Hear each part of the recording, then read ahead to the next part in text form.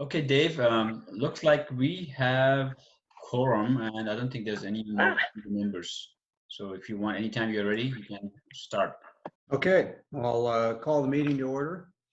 Thank you and welcome everybody. First thing we'll do is do roll call, and I'll go around and just call your first name in the order that I see you on my screen, and then please introduce yourself. I'm Dave Ryan, Chair, Transportation Safety Committee. Misael, I think you're muted. That's right. Good afternoon, Misael Ramos, Transportation Safety Committee. And Susan? Sue Cashman, Transportation Safety Committee. Karina? Karina Johnson, Transportation Safety Committee. Wendy? Wendy Ring, Transportation Safety Committee. Josh Wolf, TSC. And then our city staff, Netra? Netra Khatri, City Engineer. And David? David Case, Assistant City Engineer. And Todd? Todd Darkwater, Arcata Police Department. Okay, I don't believe there's anybody else that I need to call on those introductions that I see on my screen. So welcome everybody. Appreciate you being here this evening. We appreciate your time and involvement and contributions. Typically we would do approval of minutes at this point, but the minutes were not able to be typed up this week. We will deal with those next month then. So we'll skip over that item. Next on our agenda, public oral and written communications. This item is provided for people to address the committee on matters not on the agenda. And any requests that require committee action will be set by the committee to a future agenda or be referred to staff. If we get lots and lots of public comment and it gets complicated, we may limit comments to 3 minutes.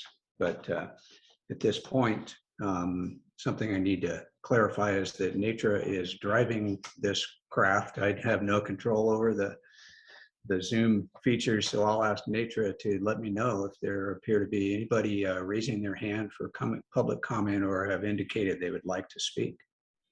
I see 2 hands, and I'll call the name and I'll allow to speak in the order.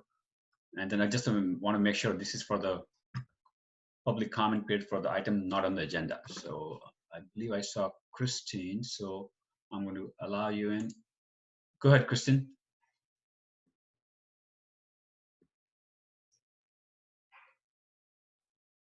Can you hear me now? Yes. Oh, okay. Well, I didn't see my picture, so I didn't know if I was in, and I just found out about it this afternoon. I have the whole gateway plan here, but I didn't see this information, so I thought I'd just tune in. I live in the area. I live on J Street. Okay, that's on the agenda, so you can provide comments or input when the agenda comes in. So I'm going to move to the next one at this time. Colin. Good afternoon, everybody. This is Colin Fisk with the Coalition for Responsible Transportation Priorities. I sent you all a comment about the press release that went out recently around bike and pedestrian safety at night, and I won't repeat it all, but I hope you all had a chance to look at it, and I just wanted to let you know that I'm here if you had any questions. Thank you.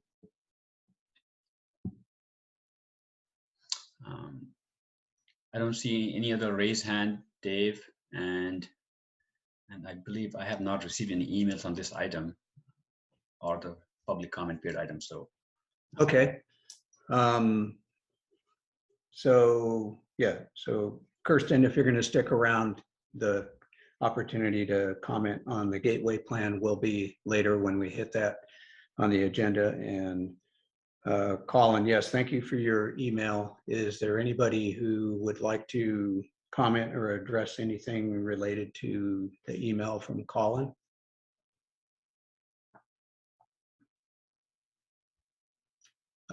Karina. What he said.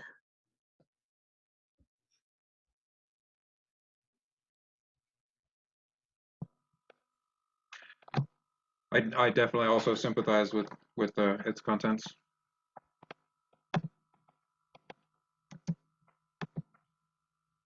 Not trying to be offensive, but it really came across as being from the windshield perspective.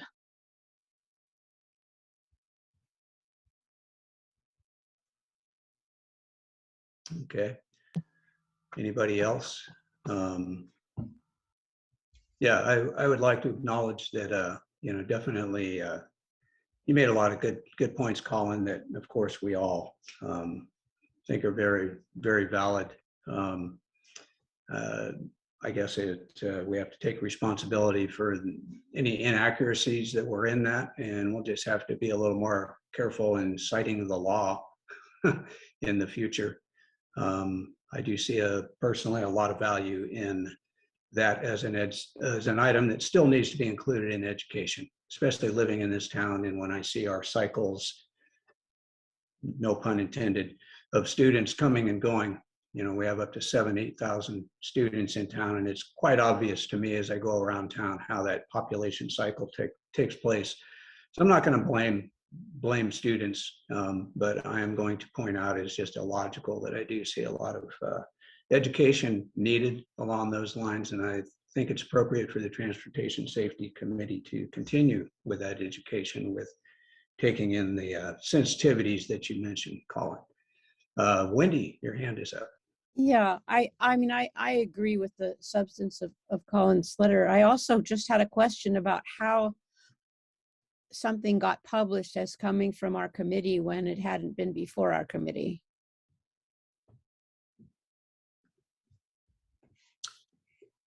Maybe Nature can remind us on, I'd have to go back through past minutes.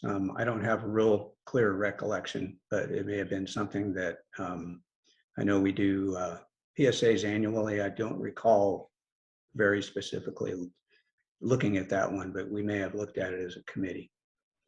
Yeah, just to clarify on that, I responded to the email to Colin, and I said the same thing. Yes, only the image came to TSC as a PSA, and added language and the text was prepared by the staff. And that was a clarification I provided to Colin, and I also sent the same email to all of you So yes, the text the whole text never came to TSC. Only the image part had come to TSC as a review. And then we have done this maybe similarly for other PSAs, texting and driving and other similar PSAs. And we have done the same, like we bring the image and some text on the image as it goes out as a poster, and then the added content in that is prepared by city staff. But in future, we will bring PSA with the text element to you for review, because we did advertise as a TSC from TSC and city staff, so we should be mindful about that. Right. Okay. Anybody else before we move on to the next agenda item? So yes, thanks for keeping us on our toes, Colin. We're going to go to reports. Public safety report. It does look like Todd Dockweiler is here. Before we do that, I just want to just clarify a little bit to, we have a couple of newer members, and the way this is spelled out in our agenda can appear to be confusing. It says report taken, no report taken. And that's not something that the committee didn't take a report at a meeting. Sometimes I just find this confusing the way it is. So what that is about is when the police respond to collisions, some of them don't deem that they don't qualify for actually taking an official police report or a collision report, I believe is what that's about. But Todd still reports the numbers of those to us, how many of them there are each month. And then the one that says report taken, those are usually the ones that we discuss. So I don't know if I just explained that properly, Todd. You can clear it up for me if so. But thank you for coming. I'll let you take it from here. Yeah, Dave, I think you're pretty accurate on that.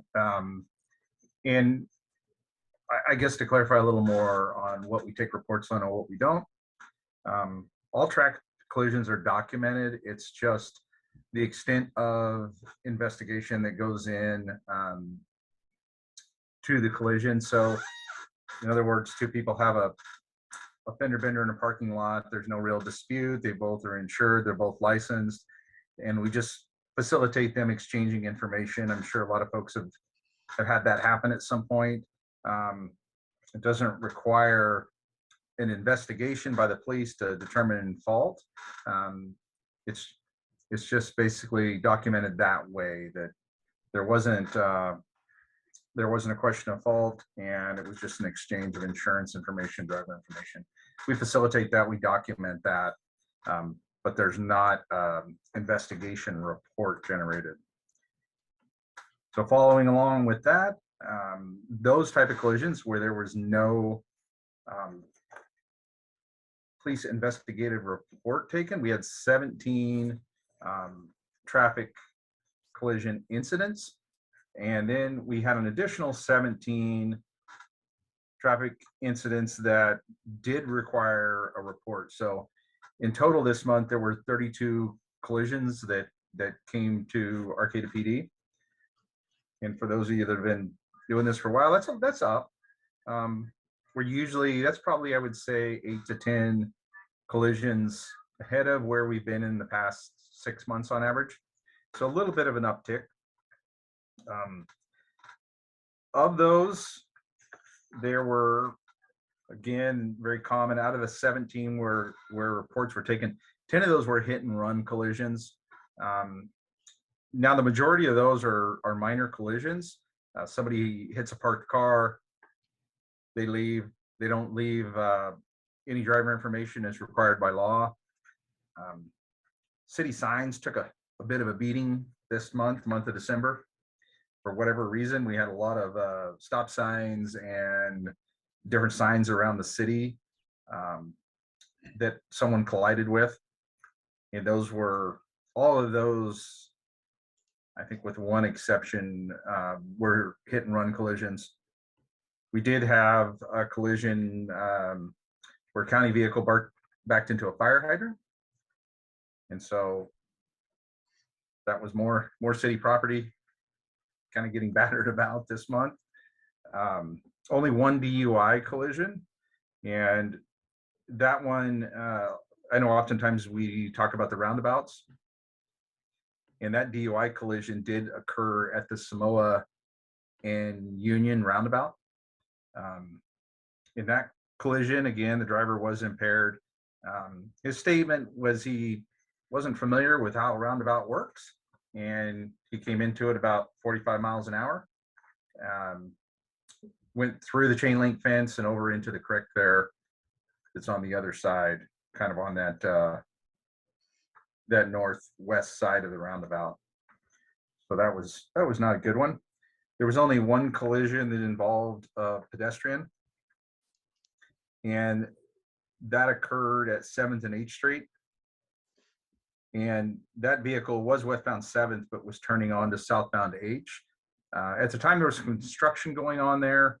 I think the driver said that he was somewhat distracted by the construction. A pedestrian crossing H was struck. It was minor injury. The pedestrian was outside of the crosswalk, crossing diagonally across the street. But in the totality of the circumstance, the driver was still at fault because he left the stop sign entering another street. And even though the pedestrian is maybe crossing where they shouldn't be crossing, the driver still, because you're entering another roadway, you still are at fault there. Anything else that was really noteworthy? A lot of parking lot fender benders, and that might be related to the uptick in shopping and whatnot around the leading up to Christmas, because again, this is for December. Other than that, I think that's about what we have. Does anyone have questions on any of the particulars of any of those collisions they see or any of the locations?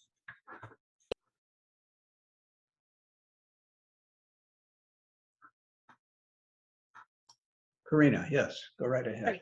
Um, how badly was the pedestrian hurt? So he reported a minor injury to his hip. So it didn't seem like it was a real significant injury. Again, very, very low speed because the vehicle is just leaving the stop sign. So fortunately, not did- seriously injured. Did anybody follow up with the victim?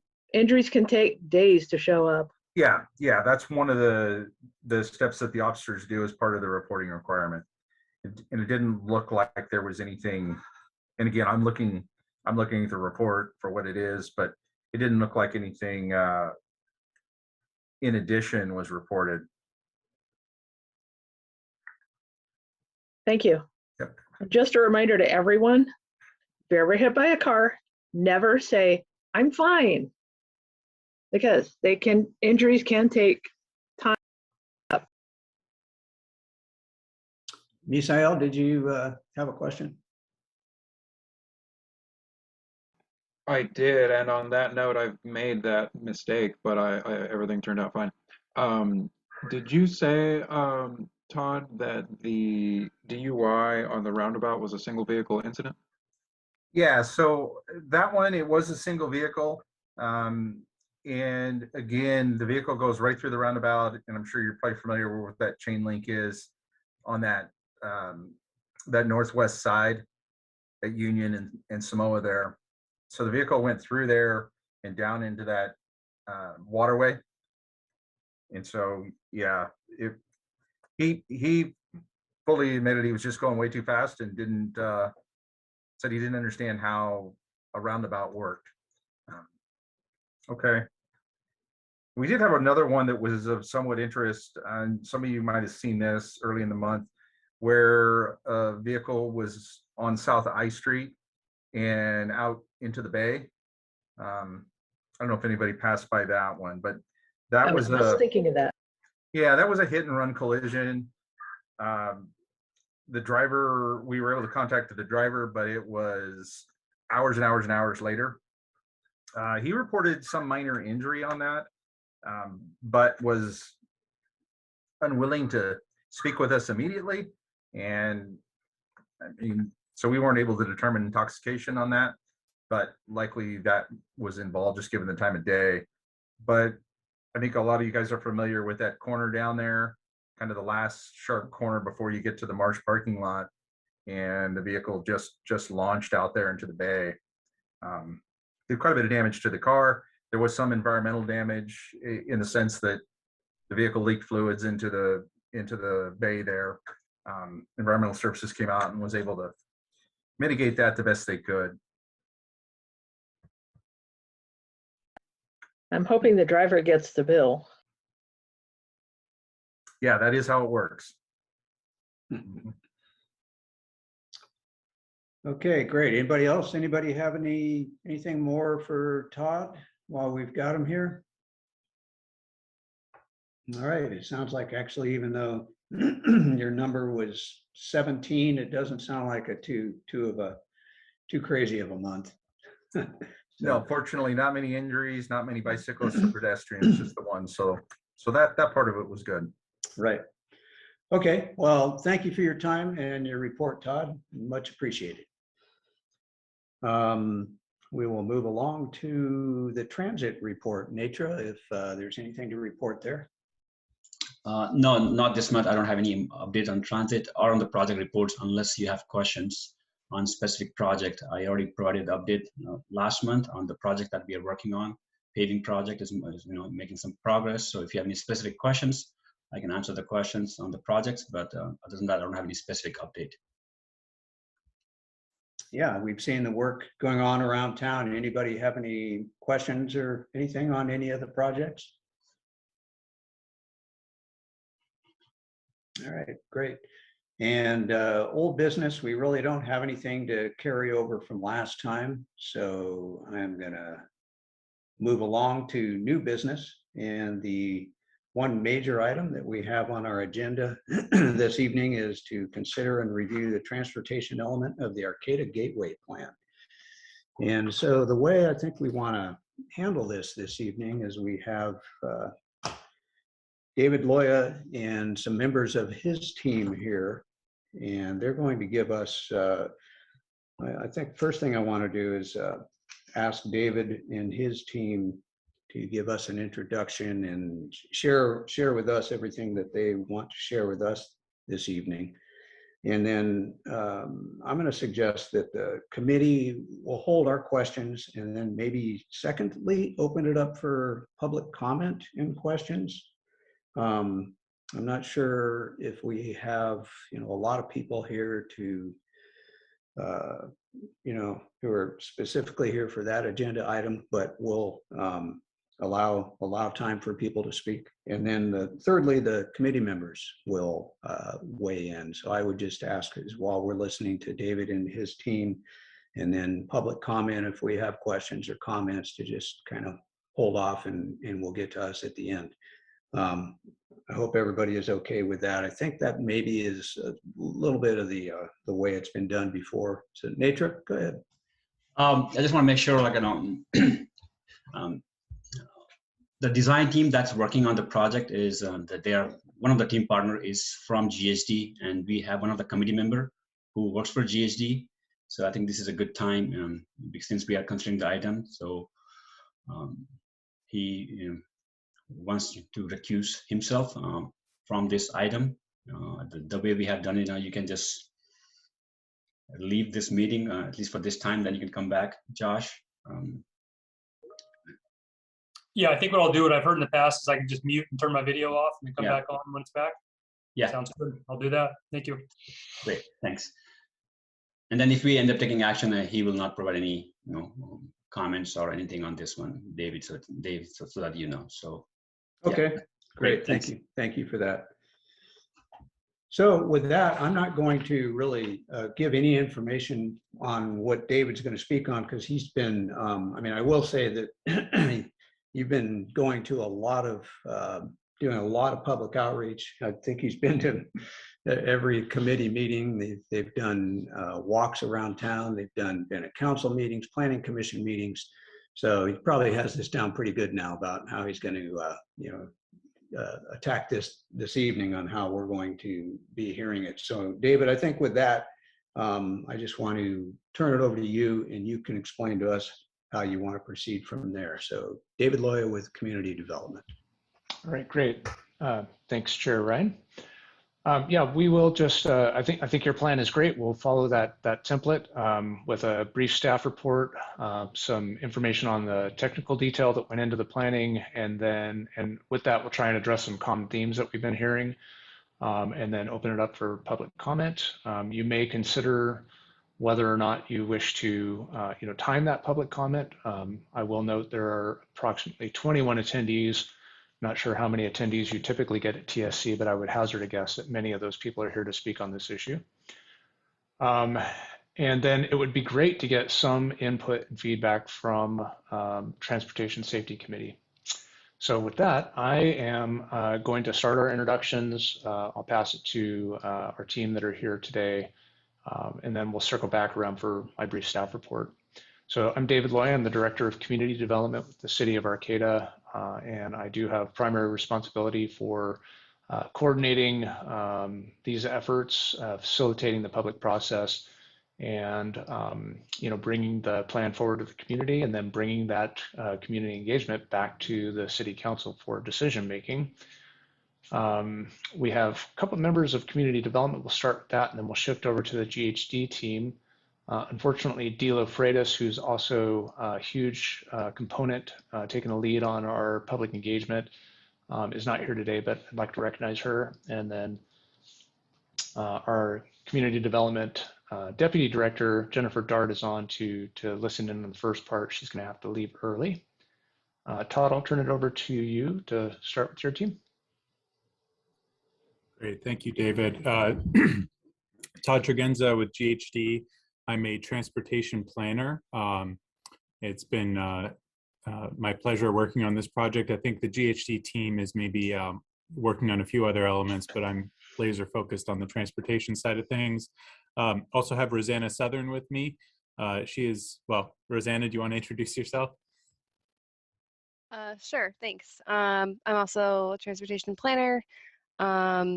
background with lots of transportation and engineering as well. So not I don't know what more to say to that, but happy to support Todd in any questions that come up. Thanks. Great, thanks.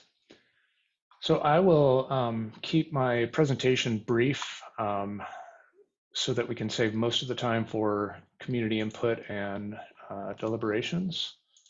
But I did want to take just a moment to share with you the mobility section. I know I included it in your packet, but just to orient real high level, and then to talk about some of the key elements. And then Todd and Rosanna will go into some technical detail, and they will also try and keep it brief just so we give a well-rounded sort of summary and open it up.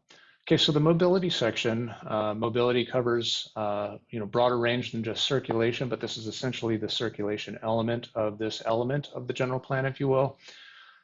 Starting out with some of the overview, sort of setting the stage. And I'm not going to go into this in detail now, but this is important. If there's something that's in here that you feel like doesn't necessarily mesh up with what you believe the city's goals are for mobility, we should talk about those. But the mobility strategy overall is to provide a well-balanced transportation system that accommodates not only motorized vehicles, but alternative transportation and non-motorized vehicles as well as pedestrian. The first couple of pages, figure 8 and 9, show the vehicular access, new vehicular access in yellow and existing vehicular access in white, highlighting these couplets of one-ways, and then trail connectivity on figure 9. Now I'll point out just at this super high level that what this plan is proposing to do is to make K Street one-way northbound, one lane of traffic, to approximately 14th Street here. Specific details need to be resolved. And then L Street would be a one-way southbound out to Samoa. This is what's planned for at this point. There's obviously still a lot of specific project-specific level detail that needs to be gotten into before this can be implemented. But if this is ultimately what the city adopts, this will be our long-range vision for circulation to handle growth and development through the city as time goes on. As many of you know, K Street right now is already highly impacted, and K and 11th is identified as a significant intersection of concern. We would also extend 9th Street one-way couplet with 8th Street around through the Creamery district, circling around the Creamery building proper, hanging a left on N Street, and then coming back 8th Street. So we'd have these two new one-way couplets shown in yellow. The policy comes next. We tried to accommodate that full range of complete streets, alternative transportation, ADA improvements, etc. In this policy. If you have specific comments on this policy, we'd love to hear that. Going into mobility concepts, the Gateway Plan shows what the streetscapes could look like in the future, describes to the community what we mean by class 1, class 2 bulb outs and these kinds of features. So we're all using a common language around this. And then really it digs into, after that, what specifically is being proposed for upgrades to these streets and how we provide for bicycle and pedestrian safety while also increasing the level of service there. The next set is the series of map books that show key intersections first and then all of the intersections. And so we can go back into this and look at these in more detail if you have specific questions, but I just wanted to orient you real quick to these map books. So they go through all of the improvements that are proposed.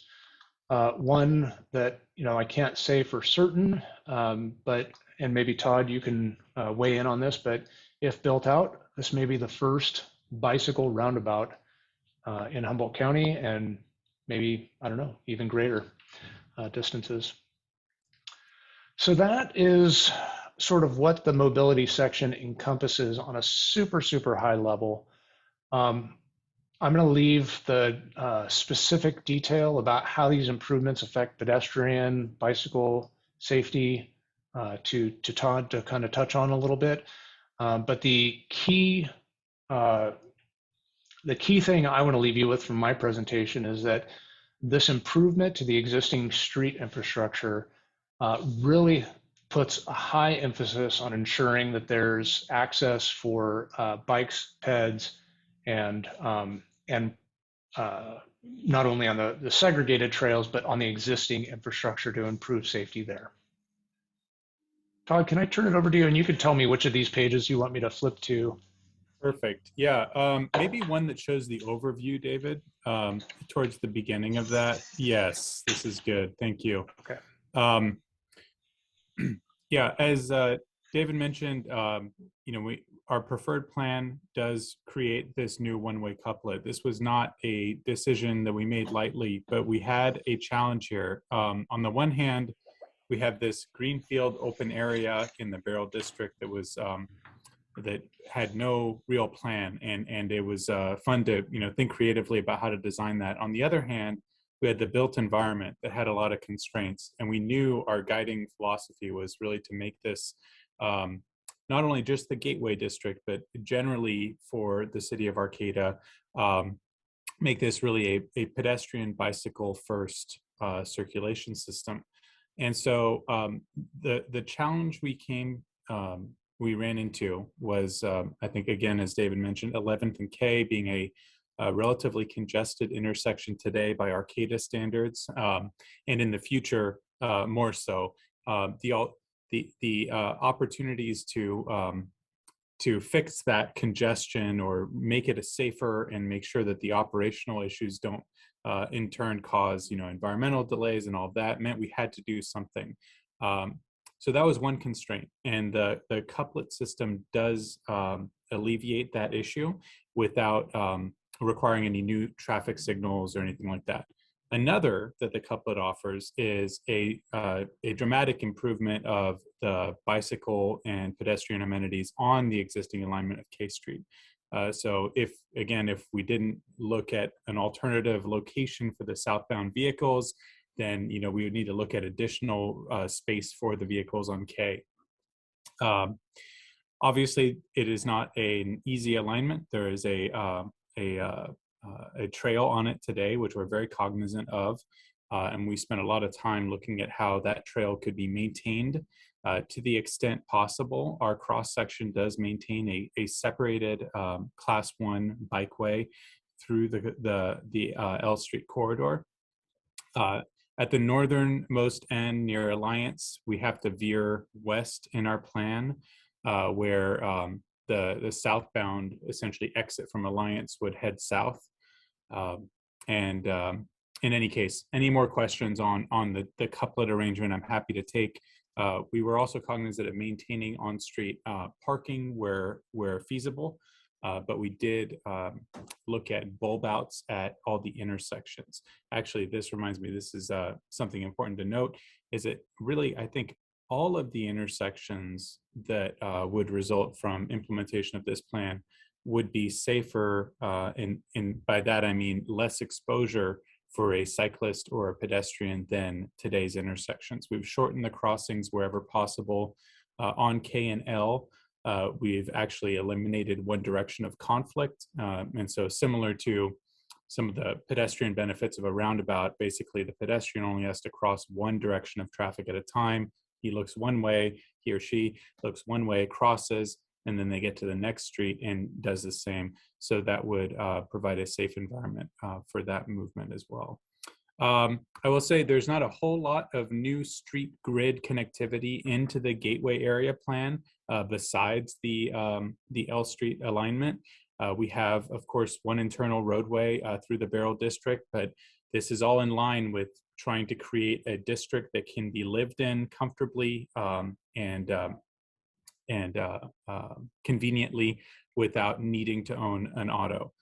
So it is a relatively light footprint of streets when compared to the existing street grid density east of the Barrel District. Happy to take any questions about that as well. David, I can go on, or I can pause here and take a breath and see if there are any questions or comments. I will also note that there is a very useful walkthrough of the mobility element posted on the city's website. I think it walks a pedestrian through the journey from the existing town square to the new, down the new one-way couplets and the creamery area and the Barrel District. So I'm happy to take a pause here or continue describing additional elements. Looks like there's maybe one question. I'll leave it to the chair whether we should finalize the staff report first or. I mean, if it's just a quick question on a definition or something, but beyond that, I really hope to keep all lengthy comments or questions. So I can't see where. Oh, I see Karina. Go ahead, Karina. It's just a quick one. So you're going to put a new road in front of Wing. Are we planning on moving them or just putting a road there in their front yard?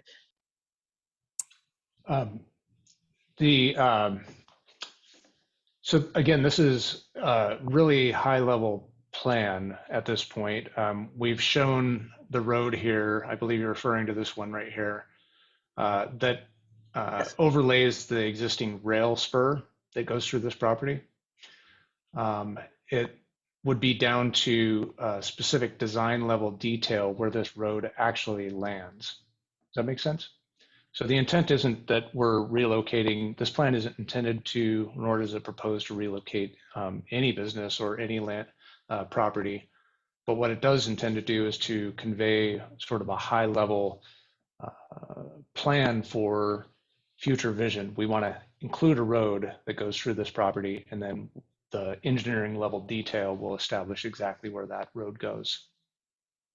Yeah, thank you, David. Yeah, why don't you guys continue on with the rest of your presentation? I'll make a few more notes, and then David, if I missed anything, please let me know. On 9th and 8th, we provided some typical cross sections, some examples of where we could widen out the sidewalks and provide additional public space, including, as shown on the screen here, along the M Street alignment, looking at what a pedestrian only or bike and pedestrian walkway could look like between blocks. So continuing that grid density, but keeping it free of vehicles. So the transportation, the mobility element really is intended to support and foster the type of economic development and land use intensification that is envisioned otherwise in the Gateway District Plan. There are also quite an extensive amount of new Class 1 trails proposed, including one that would head west out of Arcata, and then a connection north to Alliance, tying into the existing rail and trail alignment that would again be deviated slightly at the northernmost end.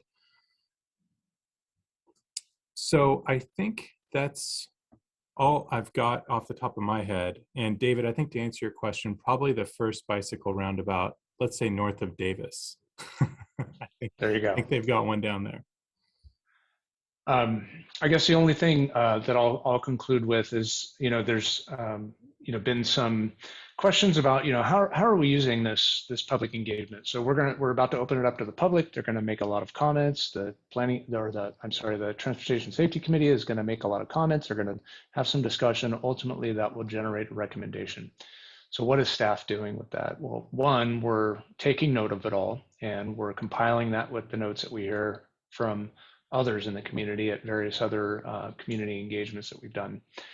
We will not be changing the plan ultimately until we get direction from the City Council. So we're going to take all of this information that we gather at this meeting and other meetings, convey that to the City Council, and they will have to make some difficult decisions, because you may hear today differences of opinion about how on the mark or off the mark this plan currently is.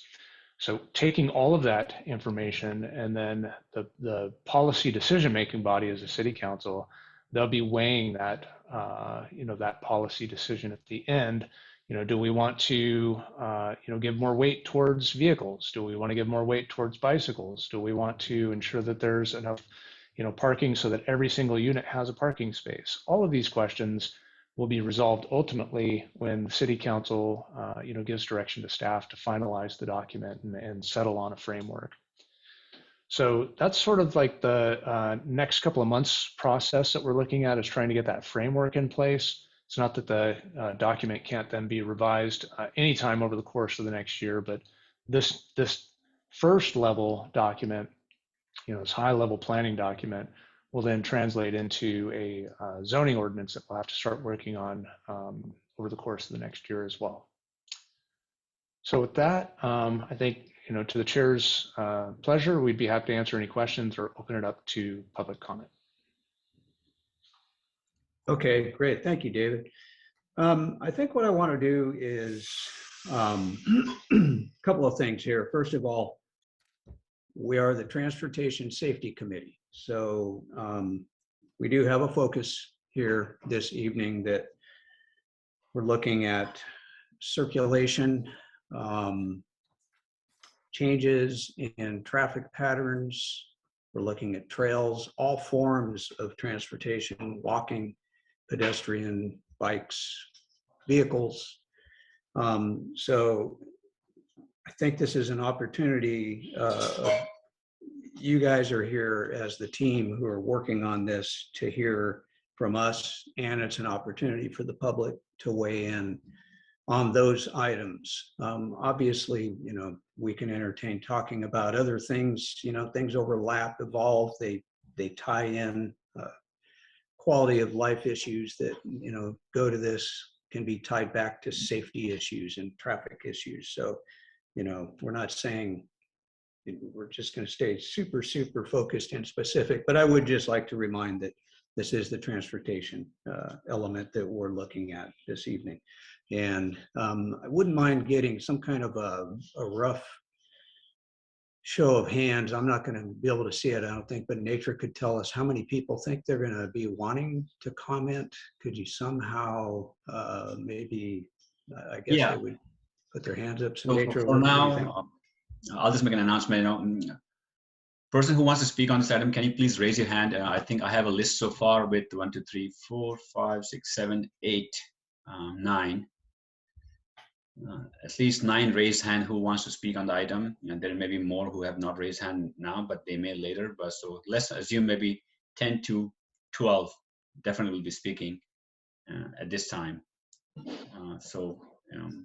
Generally we have done like a 3 minutes speaking time. At some meetings we have done 2 minutes, but it's up to you how you want to distribute that. Now the number has gone down to 7, but I think it will keep on changing. So let's assume we will have at least 10 speakers, and based on that, you can make an year. Sure. Yeah. If we had 10 speakers, and if people were, going 3 or 4 minutes, that'd be 30 or 40 minutes. And then, of course, I'm sure the committee has a desire with some questions. Yeah, I think I would like to maybe start out and try to hold to the 3 minutes. I've got a timer, and just ask people, to kind of gauge themselves also, keeping in mind that there's going to be a lot of people that want to speak. So yeah, why don't we get to it? And Nature, I'll let you introduce the people by name who are going to speak, and let's start that portion of the meeting. Okay, that sounds good. So you'll be setting the timer, then you have the timer? Yes. Okay, so you have the timer, and I'll call the name of the person in the order it's on my screen right now. So I'll start with John Winsler. Okay, John, unmute yourself, and you're welcome to the meeting. Can you hear me? Yes, we can. Yeah, my name's John Winsler, Slack and Winsler Properties. I was hoping that Todd could maybe elaborate a little bit more on the L Street Samoa Boulevard intersection, and how those turn lanes are going to impact ingress and egress to the properties across the street, the Slack and Windsor properties and the old industrial electric properties. And I'll turn back my time to you and let you take it over.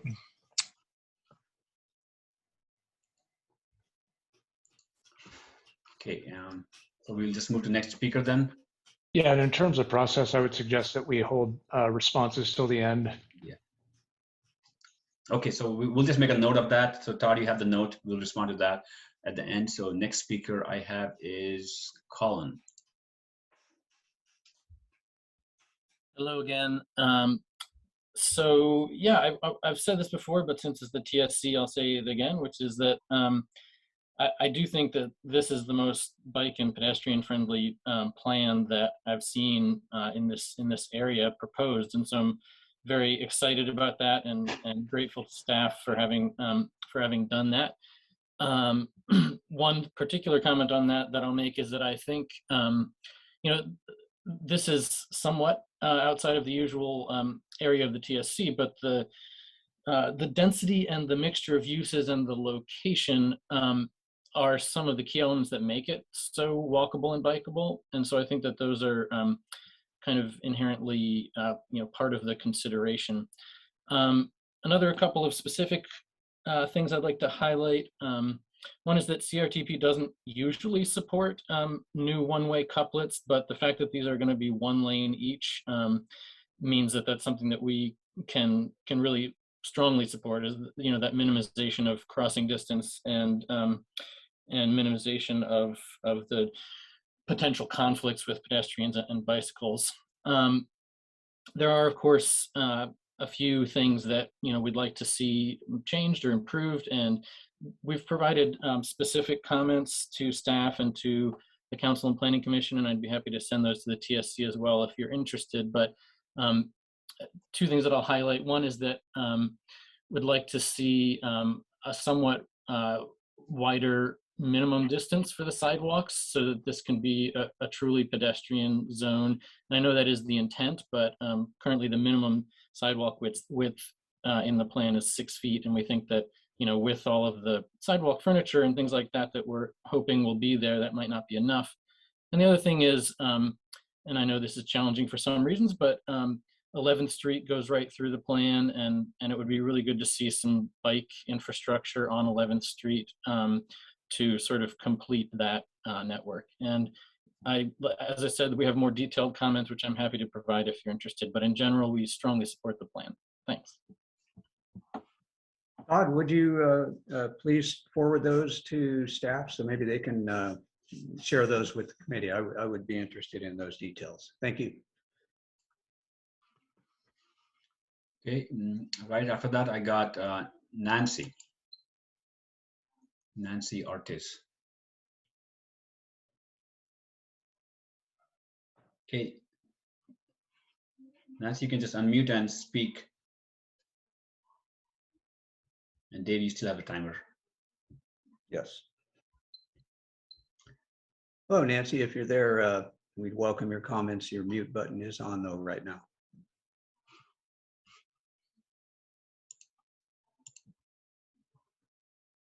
No, still don't hear anything. Okay, I'll leave her there and then I'll go to next and then we'll see. Okay, Lee Torrance.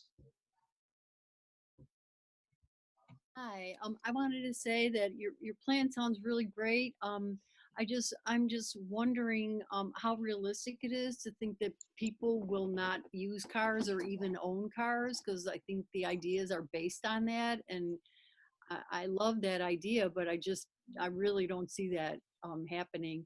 And then I'm also wondering if it's possible for you to inform everybody by mail, each resident, because a lot of people don't pay attention. They're busy raising their kids, working, and so on. And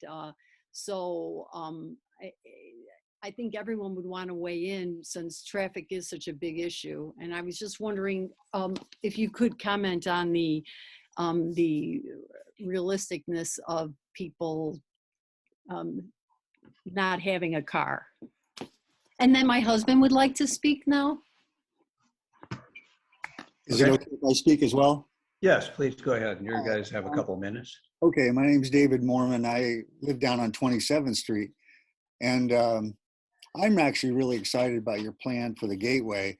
What concerns me is the it seems like it necessarily interfaces with the idea of infill in the Arcata area.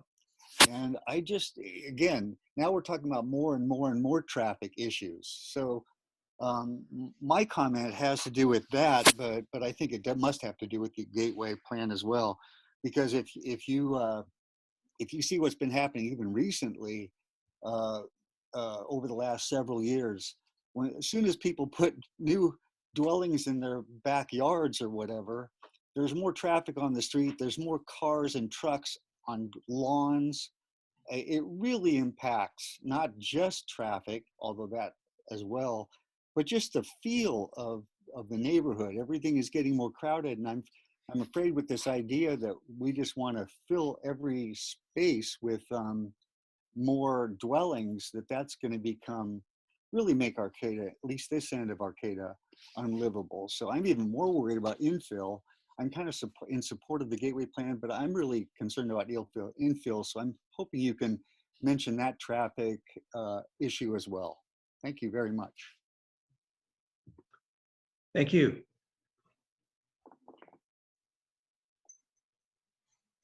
So Netra, do we have the next speaker? Yeah, I was going to allow Nancy one more time if you are able to speak. Okay, Nancy, I'll leave you still here, and then I'll go to the next one. Was I just spoke D class? It must be Dui class, I'm assuming, but Yes, hi, how you doing? So I haven't looked at the plan, but I'm just kind of, getting back into the shape of things. So I'd say just on cursory, I really kind of like the look of it. I thought that L Street idea, I'm still kind of, looking at getting an understanding of that. And I would just bring up if Caltrans has been contacted yet about this, and hopefully get in on the reviewing of this immediately. And I'm just going to throw out an old thought we had a long time ago, and for consideration when you have a discussion with Caltrans, is to consider acquiring a portion of Highway 255, because it would make it probably a lot easier to do. And I don't see, I haven't taken the time to look at how this is being incorporated to the overall Arcata Gateway project. And that really there's a, there's a connection there, especially with trying to punch out Slaughterhouse Road access. So Slaughterhouse Road and at L Street, we're going to need Caltrans there. And I heard John speak up too about that crossing intersection there. I'm assuming that all the railroad tracks are going to be removed, and we'll be able to do that. So I think that's going to be a timely thing and make a lot of other discussion easier. I would just bring up that get HTA involved in early on this, and I'm assuming we would just be using the Creamery couplet to get people over that wanted to use transit, that we'd still have HTA kind of using the G and H Street couplet. But if you had any kind of consideration of a stop on Small Boulevard, or if you could move traffic over, even look at bringing the traffic down kind of more through the core of town. And just a question on how the infrastructure would be built, the roadways, not the civil infrastructure underneath the ground, water, sewer, but how would the infrastructure be built and paid for? Would that be some type of an assessment district kind of concept, or grants, or some combination? And when would that occur? Is it going to be piecemeal, kind of piece by piece, with each person who develops an individual piece of land, or we'll just have an overall plan? I'm assuming, if somebody buys lot X, then we say, hey, here's your piece of the jigsaw puzzle, and you need to do it. And the only concern always I have on something like that is that, there's always going to be pieces of the puzzle that are left out. You never really kind of have a normalized, kind of concise looking ground system. And then just as a consideration, because I know, the big P is going to be the huge discussion in this. And just as a consideration, a remote parking lot, like we've even talked with at the Windsor property, a remote parking area where I don't just drive over there or walk over there and get my car, but basically it's a stow your piece of metal area somewhere, because I think that's probably going to be one of the big things you're going to get hammered with on this. And that if there were some remote area for storage, and that could be a shed or it could be a car, just as a consideration that there would be some other type of an area for parking, not that people need to get into their car immediately, but at least so they could get to the Bay Area, or go camping or do whatever it is that people might be using cars in the next 30 to 50 years for. Thank you.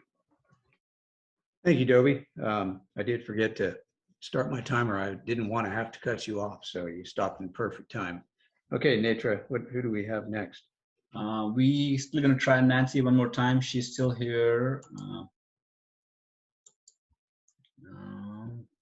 Okay, hearing none. Chair, if you'd like, I could do the timing so that you can focus on running the meeting.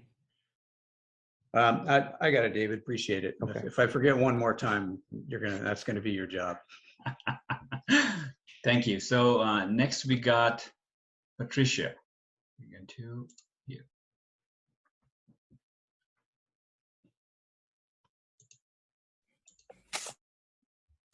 Yes, I live on L Street, and there are a few issues I have with the turning, doing the one lane, one ways on these streets. I had the pleasure of talking to Justin McDonald, who's the fire chief of our fire district. And I talked to him on the day that this plan came out, and I asked him what his opinion was with the one lane aspect of these roads, and he hadn't been notified about the road.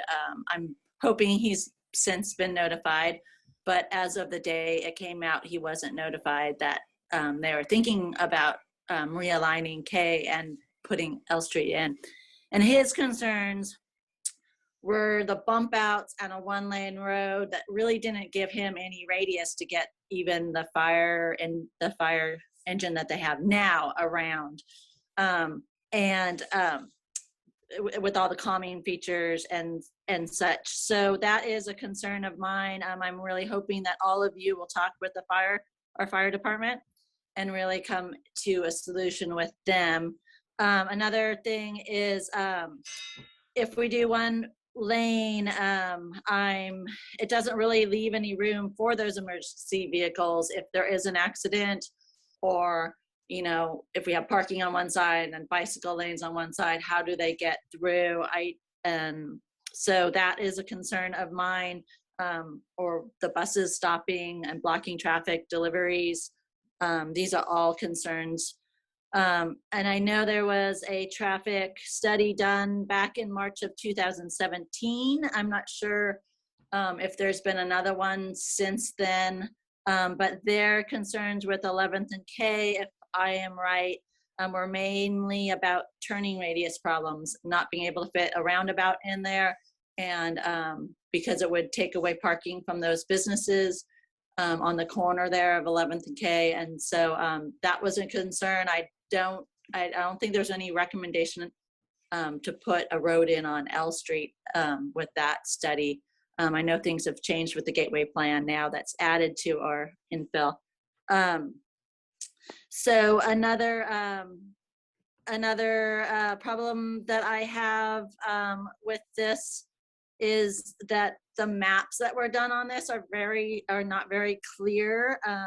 They're not very legible. And the width of these roads, especially the one on L Street, or just the one on L Street doesn't fit. When you take a measuring tape from sidewalk or building to building, it doesn't fit in most of these areas on both ends of L Street that they're going to punch out. I know it doesn't fit between my building and the Tomas open door building where their offices are. So that's a concern. I'd really like to have more clarity to the maps.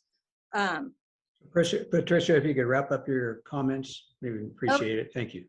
Okay, and I suggest using the bicycle path as it is now as a linear park and keeping L Street small, keeping the 2 lanes on K Street and maybe adding stop signs or signals for better pedestrian crossing on K Street. So I'll leave it there. Thank you. Thank you for hearing me out. Thank you. Okay, we're going to try one more time Nancy here.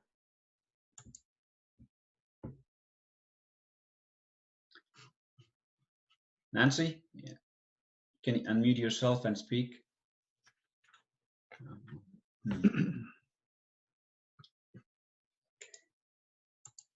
Okay, we'll try next time one more time. Next speaker is Chris Richards. Hello. Yeah, am I coming in okay?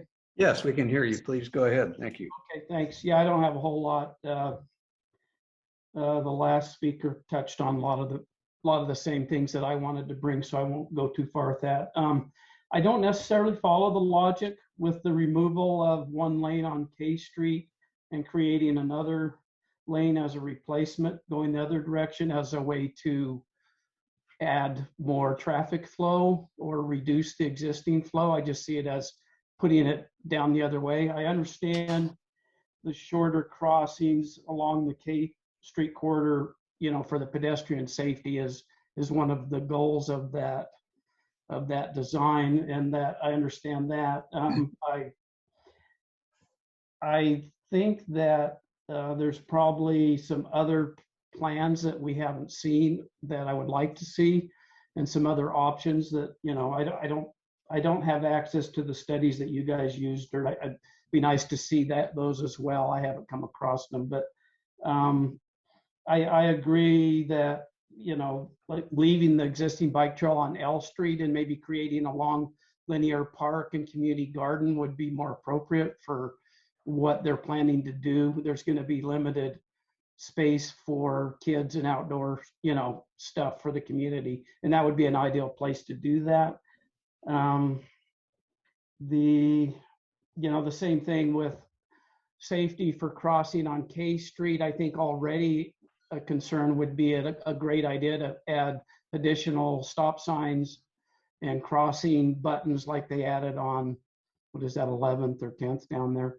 But definitely, I think you could save a ton of money by doing some other ideas and, you know, use that money for other issues that are going to be rising out of this plan for this growth that we're all going to be experiencing. So anyway, that's all I have. Thank you so much for all your efforts, you know, with staff and with you guys.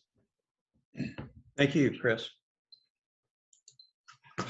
Okay, I'm going to try one more time Nancy here. And then after that, I have Gina, Craig, and Christine. So I'm going to start with Nancy. One more time. Nancy, if you're able to hear us, please unmute yourself. Okay, we're going to try this at the end now. Do and bring. I'm going to bring in Gina.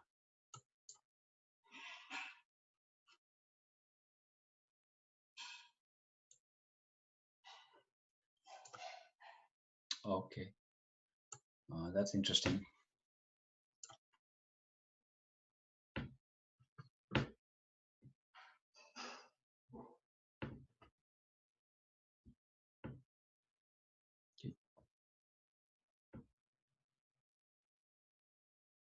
Gina, go ahead and. Okay. Yes, can you hear me? Yes, go ahead, Gina. Hi, my name's Gina Glock, and I want to address 3 issues that I think are pertinent to this project. First of all, is this a standalone project, or is it dependent upon the infill of the rest of Gateway being approved by City Council, the housing units?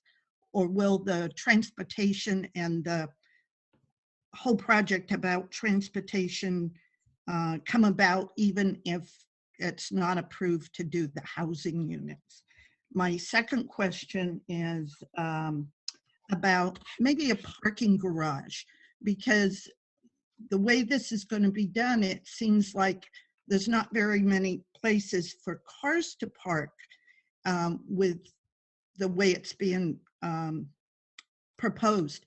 And it might work for the residents that live here now or even in the future. But has transportation considered all of the events that are done on the plaza? I know from attending them, people have to drive way out to other streets to find parking to participate in events in Arcata. And I don't think there's enough parking, because I know I've walked 10 blocks myself, even nowadays. And I was wondering if transportation would be the group that would consider a parking garage somewhere in the city limits. And the third one is, I didn't hear anything about the Gateway project, the funding for it. And so if the transportation part should happen, even if the development doesn't, where will the funding come from to do all of this work? Okay, and that's what I'd like to know more about. Great, thank you. Appreciate your questions and involvement. Thank you.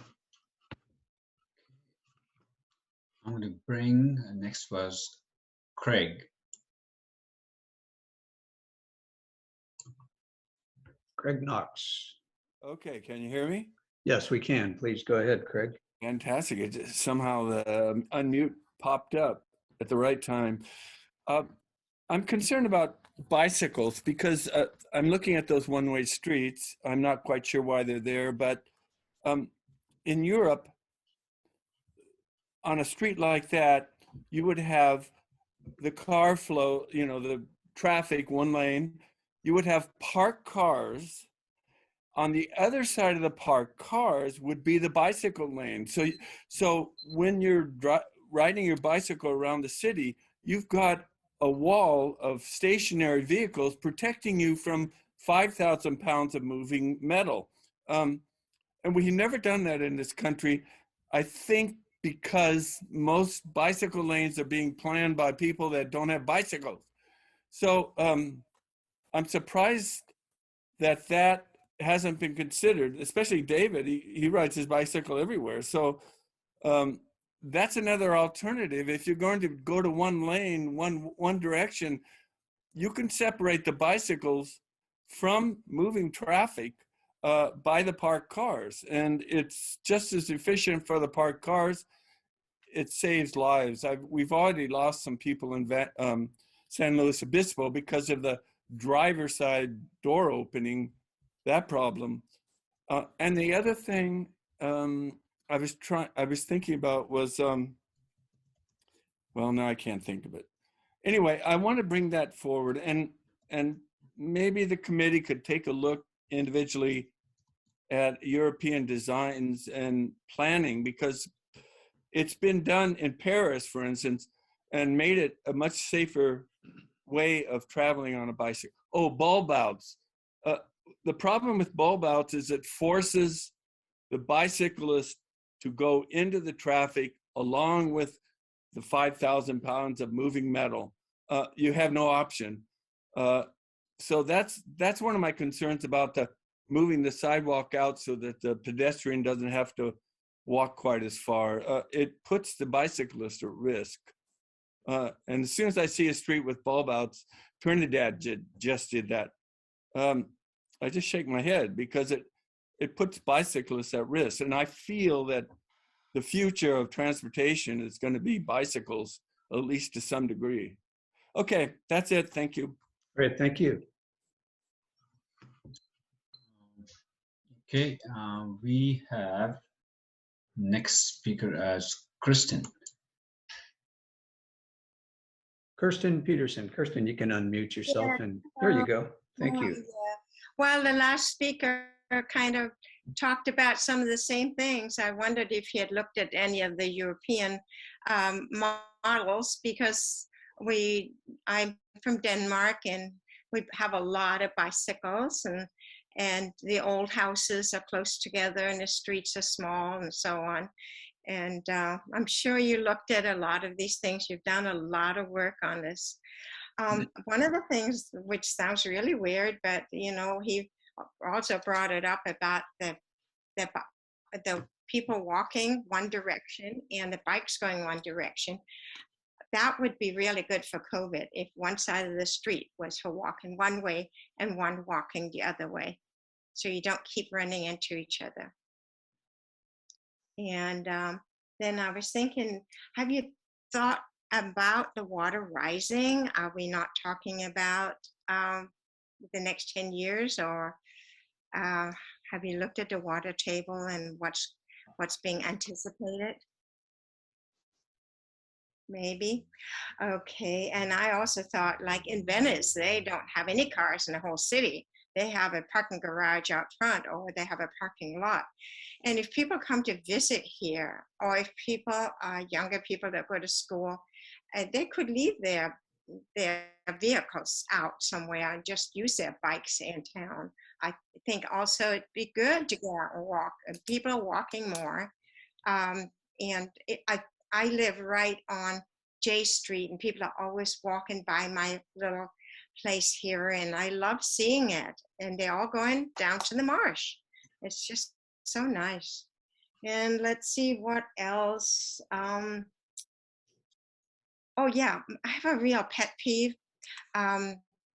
There's one-way streets over from me, over towards H, and I always have to try to really remember where they are. And when you're coming across there, they tend to speed up when they're on a one-way street. And if there's a truck parked to the left of me as I'm about to cross, after I come up from a stop sign, I can't see. And I'm trying to see if, you know, if it's two-way. I'm trying to look to the right, nobody's there. I'm trying to look for pedestrians, and then these cars zooming in from Samoa. I don't know, is there any way we could keep trucks in the middle of the block or something like that? I mean, it sounds weird, but it's the scariest thing here for me. So thank you so much. All right, thank you. I think at this point, everybody has spoken on the item. I'm going to try one more time, Nancy. Lee, your hand is still up. It's from last time, I'm hoping, but I'm going to start with Nancy first.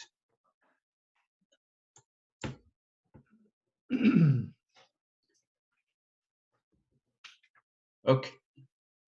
Nancy, you want to give you one more shot, the last one? And Nancy, if we're having these technical difficulties, please feel free to maybe email your comments either to David Loya's team or to Nature Katri. And if you have any comments or questions, I'm sure people will try their best to get back with you and take your feedback and try to answer your questions. Okay, if that's all the public comment, I think what I would like to do, while maybe some of those questions and things are fresh in the mind, I'd love to give David's team a chance maybe to address some of those, and maybe it addresses some of the questions that committee members would also have. And then we'll get into letting the committee give some feedback. So David or Todd, either one of you want to take some of the things that you heard? Yeah, sure. Oh, go ahead. However you want to do it. I could jump in first, and then there are a couple of technical questions I think you would be better to address. So I'll just kind of do it in order that I heard them in. There was a question about starting with, how does the plan accommodate the property across the street by Mr. Winsler? I'm going to share the screen for a couple of answers because some of these have been addressed already. This is the intersection in question, a proposed new intersection, if you will, for the Humboldt State property. And you can see that currently the proposal is to have the road alignment come through. This is the property that Wing is located on, come through that property, wrap around following the alignment of the rail corridor, matching up with Q Street here, and that would create, intersection at Q along with the existing property across the street that HSU owns. In the diagram, sorry, I'm going to jump around a little bit here. In the sort of cartoonish diagram that we had to show posed intersection. Oh gosh, one more. There we go. You could see this middle road also being proposed as a potential. So this again would have to line up and ensure that it meets up with the existing crossings. There's another one here. L Street would be just opposite of the Windsor Slack property. And so right now this is high level. And so when we got down to project level detail, we would get into exactly what those looked like, and we'd make sure that the intersections and that the turn lanes and all of those improvements accommodated existing and planned uses. The second one, suggestions. There were several suggestions for how to make modifications to the plan to better improve them. I won't address them all. I will say that we'll forward those on to the various decision-making bodies, and certainly if the Transportation Safety Committee has some input on those, we'd love to hear that as well. But I will mention that in terms of wider sidewalks, one of the things that we're doing with the design element of this is to require that, especially on certain street frontages, that the building setback be incorporated into the look and feel of the street frontage. And so you'd have what would appear to be a wider sidewalk. Pedestrians would actually be walking on private property. So we wouldn't require an extraction that they, dedicate those sidewalk areas to the city, but the sidewalk would be expanded onto private property and give us a little bit of a buffer in most parts of the city. So the mobility plan shows real specifically what's going to be in the public right of way. And then there will be other design elements that show additional sidewalks. So it's, we do want to make this a walking community. There were several questions. I'll address this because there was a concern about, how realistic is it to expect people to not have cars? This is, again, it's a policy question that the city council is going to have to weigh how much area to commit to various uses. This plan is comprehensive in that it provides for quality of life with, public open space, privately held public open space. There's tons of trails in there. All of those take away from the area that we could be committing to housing, which is another primary goal of this area. Similarly with parking, we can either commit spaces to, housing vehicles, or we can commit spaces to housing people. And so that's a policy decision that ultimately the city council is going to have to weigh in on. There were some other comments that were made about, can we do offsite parking, shared parking, and there are plans to include those kinds of amenities. But an overarching goal of this plan area is to make it so that if people don't want to have a car or can live a car-free lifestyle, this neighborhood would provide the infrastructure to allow them to be able to do that. And we hope that over time, more and more people will choose to do that. But that there will be some growing pains. I don't want to blow smoke here. There will be some growing pains in the interim before some of this infrastructure is built out, and the pinch on parking spaces or the additional traffic before we get, the LK Street, if that's ultimately what's approved, before we get that couplet built out, K Street is going to get more traffic, and so there will be some growing pains. There was some concern about, increased traffic in general. And I do want to inform people that we're also going through a general plan update. The general plan is a 20-year planning document that's citywide that will also address circulation.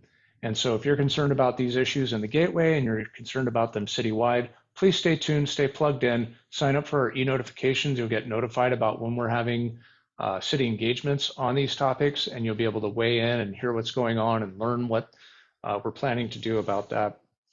But we do plan to evaluate growth, the city's planned growth, and how that will affect traffic citywide. There were several comments about suggestions for improvements to the plan, but the one that I wanted to address that has been a recurring theme, and a few people asked this tonight, is how is this stuff going to get built? Who's going to pay for it? And right now, we're at, again, a high-level planning process. We don't have resolved exactly how it's going to get paid for. That will come. If these high-level plans are approved and we say, yes, this is the vision, then we'll start working on how do we pay for it. It's a little cart before the horse to go out and start planning for how we're going to pay for it without even having direction from the community and the council that these are the improvements that we actually in fact want. And so I know it's not really satisfying if you're really itching to find out how's this stuff going to get paid for, to hear, well, we don't know yet. But what I can tell you is this, is that in the past, when these major infrastructure projects are built, it does take a whole lot of different types of strategies. And so all of the options are on the table. Everything from an assessment district to grants and loans to bonds. We're looking at forming enhanced infrastructure financing district, which is sort of like a reboot of redevelopment, if that makes any sense to anyone. And you can call me and we'll talk more about it. So all options are on the table right now. And the intent is to try and secure as much outside funding, state funding, federal funding as possible that doesn't translate into a loan, so that it reduces the burden on the residents and the businesses in the city of Arcata. So that is more to come on that one as well. There were a lot of concerns about the process that we've gone through. I fully acknowledge that, there are always things that we can do better. We want to continually, constantly improve. So we appreciate those inputs. And we are sharing this with all of our agency partners, and we'll ensure that we continue to do so, that they have good feedback on them as well. In terms of, the connectedness, the interconnectivity between, this plan for traffic infrastructure, pedestrian infrastructure, and the plan for growth, if there is some coupling there, ultimately we can downscale our, our plans for, some of these infrastructure pieces if we don't have the planned growth, but they're not 100% connected. So, there are elements of this circulation plan that will ultimately get into the general plan, regardless of how much development potential is planned for in this area. So even if the the infill potential of this particular area is scaled down, many of these elements for the transportation will still be included in the general plan updates that we're proposing. There was a concern about the bulb out, and I did want to just address this real quick because the plan is actually, addresses that. So, whoops. Sorry, fumbling a little bit here. So you can still see my screen, correct? Yes. Okay. So here's an example of where, the bulb outs are made on one side, and then the bike lane is on the other side. So the bike isn't forced to go out into the lane of traffic. They maintain their lane of traffic. Many of the improvements on, K and L currently have, not much of a barrier here. We've heard that from many people that they want to see more of a barrier.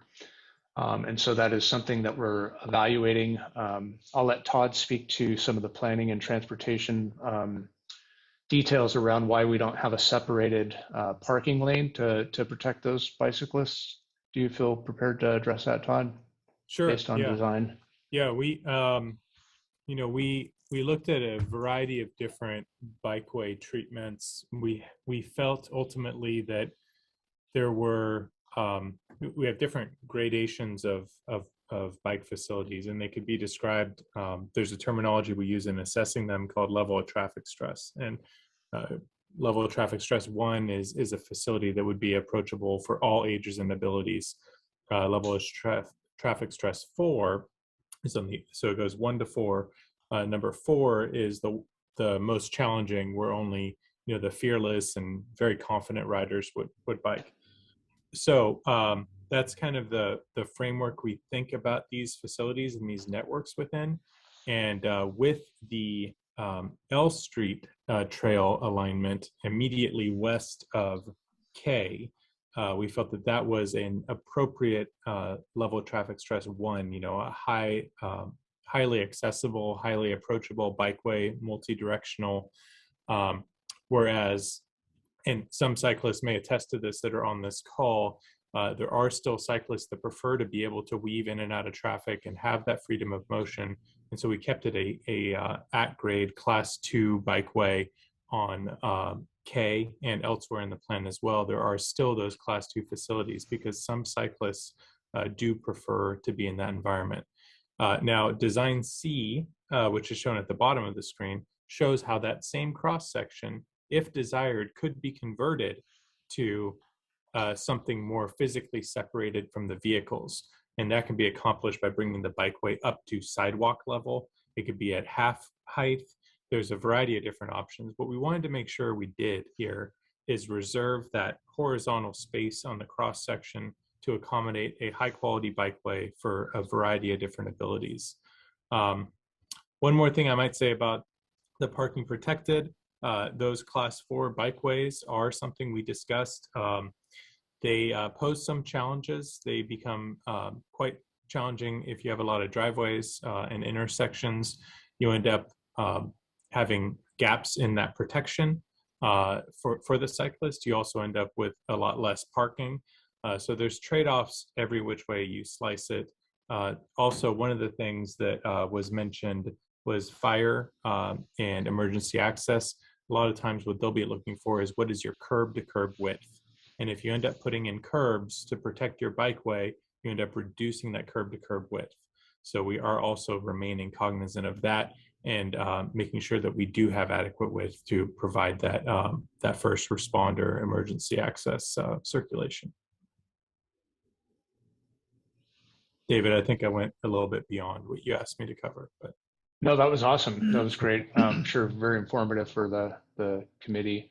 The last thing I had on here to address was sea level rise. This plan is actually in part a part of our strategy, our adaptation strategy, to ensure that there's area to accommodate, our growth and development with sea level rise in mind. And so I'm not prepared at this point to go through the detail on that, but certainly stay tuned if we go to the creeks, when we go to the Creeks and Wetlands Committee, rather, that will be an item that we bring forward to that body. So if you're interested in that, please tune into that meeting or give me a call. I'd be happy to walk you through it as well.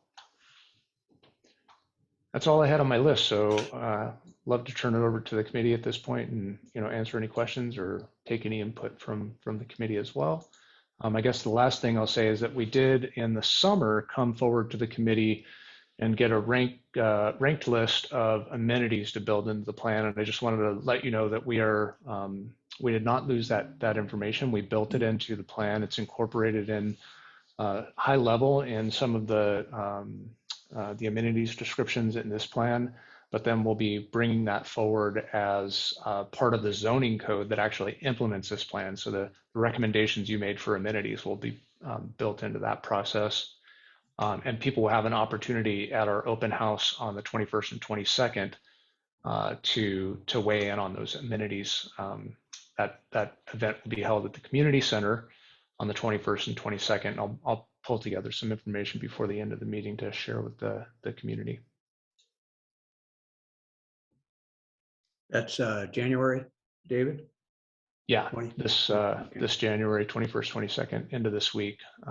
We'll be doing basically an all day, most day open house exhibit style and an engagement so people can come interact with the materials and talk to staff in person.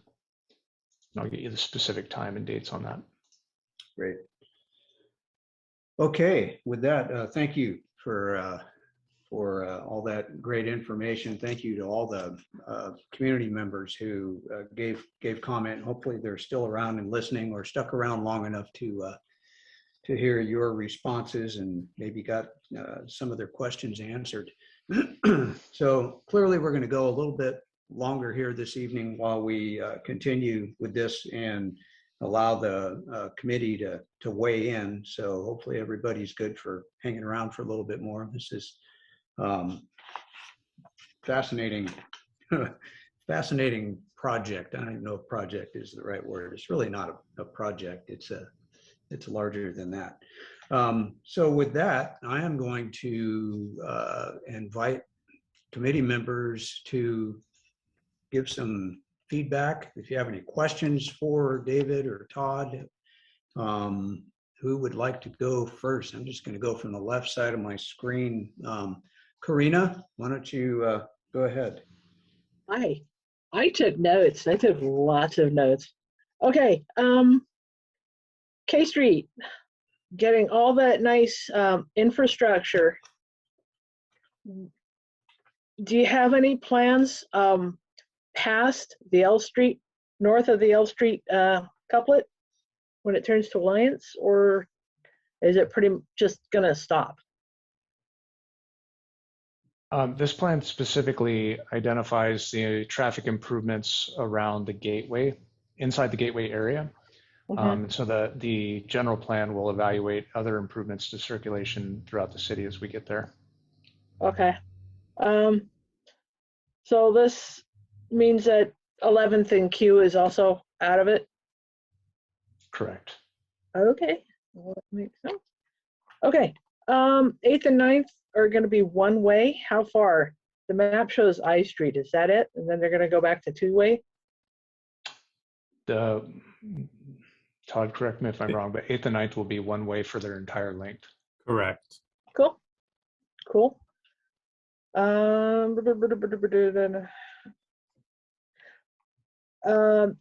Yeah, and under GA7J, it mentions amenities, and it says bike parking, and I just want to clarify secure bike parking. There's nothing secure about paint. Some of this may be a little too granular for you. Apologies.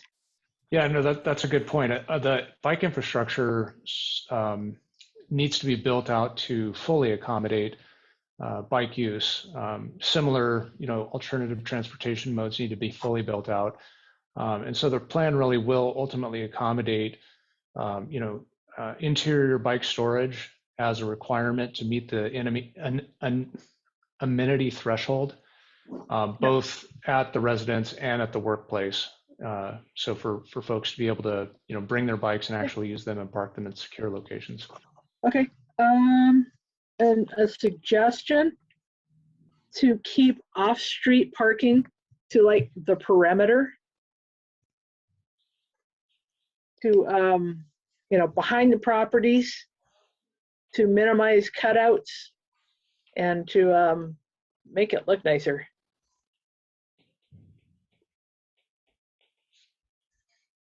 And I noticed you were one way or the other about the K Street Bikeway, about raising it. Don't raise it.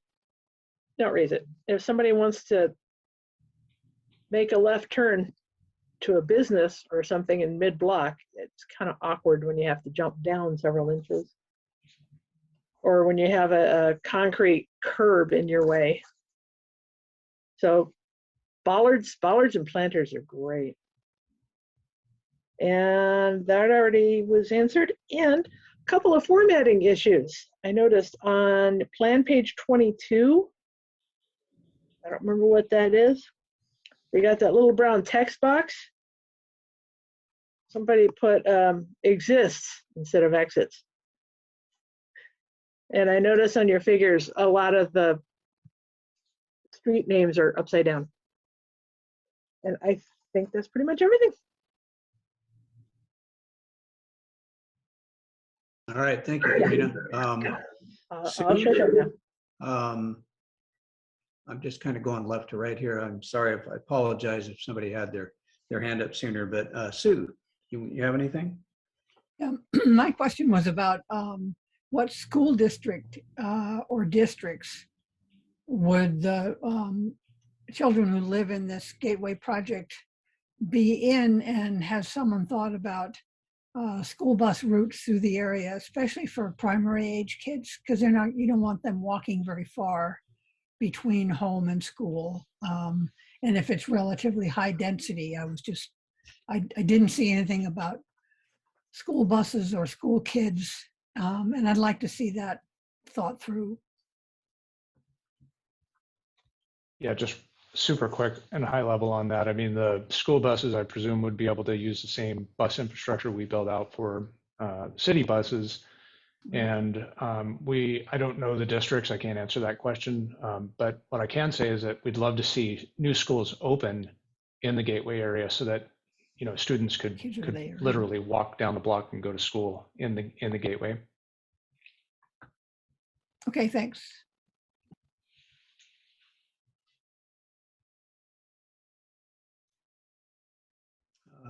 Anybody else? Wendy or Misael, would you like to, Misael, go ahead.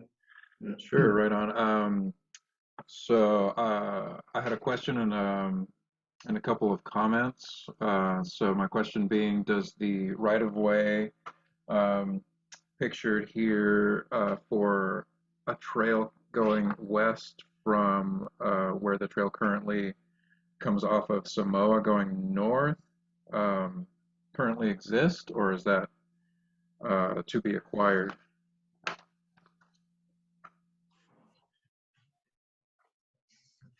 David, you're on mute. Thanks. I just saw a little pop-up telling me that. I'm not exactly sure which specific trail you're talking about, but if you look at Figure 9, the solid bars are existing trails, and then the dotted lines are proposed trails. Almost all of the dotted lines, with the exception of maybe the, no, that's not even ours. Almost all of the proposed trails are on lands that we need to acquire. I see. Okay. I guess my comment pursuant to some concerns from members of the public is that, you know, long range, in terms of the long range effects of this type of development pattern, you know, development that permits people to not use automobiles for every trip, short or long, will have the effect of reducing the amount of people that need to use car-specific infrastructure, which will in turn alleviate congestion for requisite motorists. So, in plain English, getting people out of their cars makes using a car, if you have to, easier. Furthermore, with regard to infill, my understanding of the CEQA regulations regarding that is that infill is the most favorable of all development types in a developed area. So that facilitates things and it's just better land use than developing greenfields. So that's pretty much it. Thank you. Wendy, you're no longer on my screen. Oh, there you are. I'm You're up here. in the top I'm left. here. Would you like to add anything or have any questions for our? I do. And I'm probably the least adept map reader of the bunch here. So pardon me if I'm asking things that are clear to everyone else. But am I understanding correctly that the 8th and 9th Street and the K and L are going to be buffered bike lanes? Is that? Todd, you want to start taking that and I'll try and pull up the image? It was pretty confusing to me Yeah. with the option A, B, and C and the, you know, where did you land?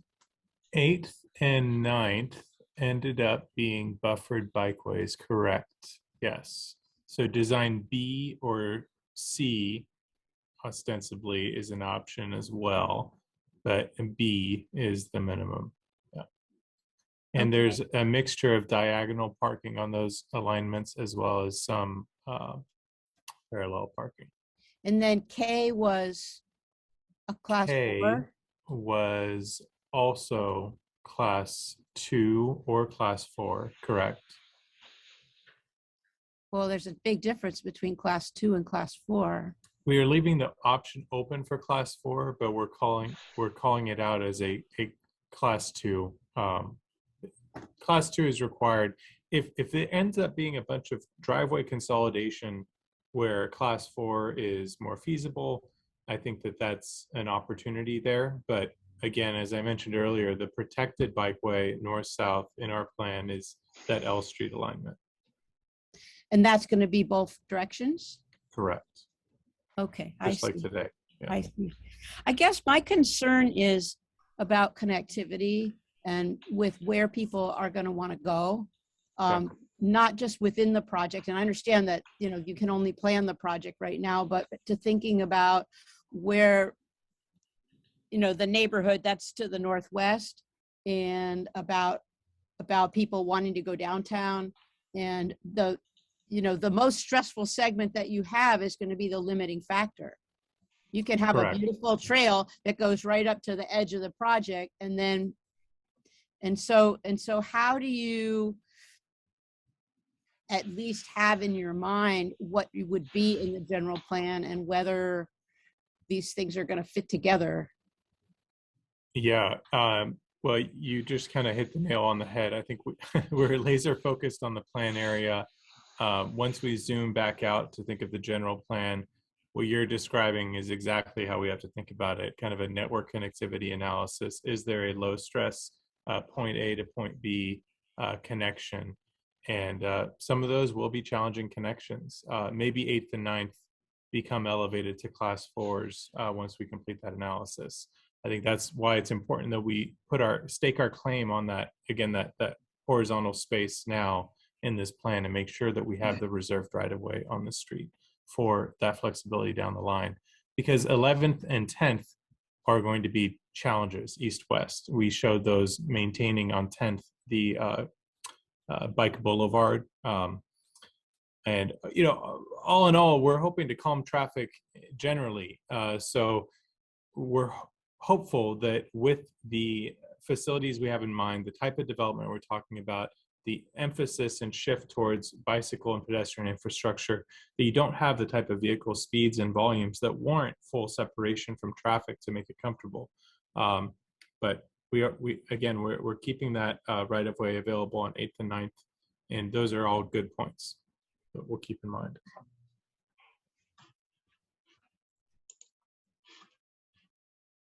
I don't know if that was satisfying.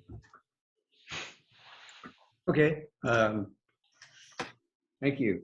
So Wendy, I see you muted, so you must be finished. Well, I have a few things to add to the conversation. First of all, I think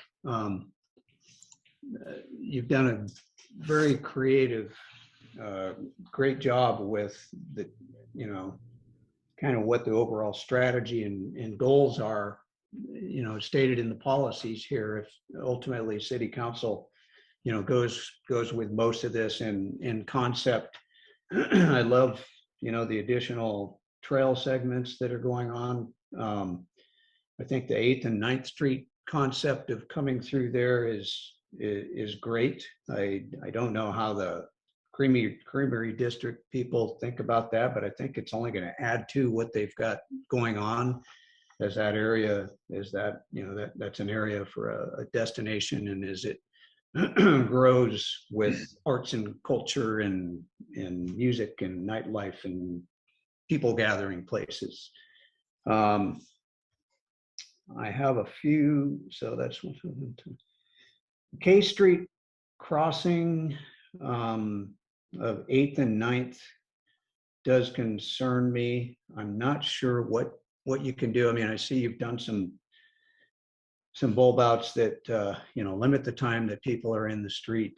But if we are going to be connecting the plaza to the Creamery District, I would like to see some more energy and creativity put towards getting pedestrians and bicyclists either, you know, crossing K either via 8th or 9th. I mean, I know a bridge is an expensive proposition.